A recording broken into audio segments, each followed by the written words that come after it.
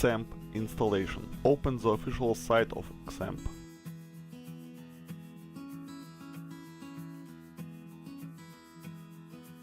Select the necessary version of a distribution kit for the required OS. In our course we will use 7.0.29 version of the product with all necessary components for the Magenta 2.2.x installation included.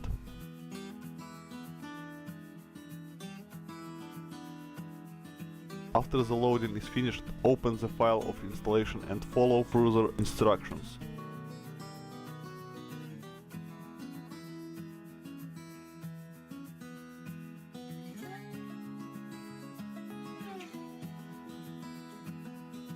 Select the installation path. You can use the path by default.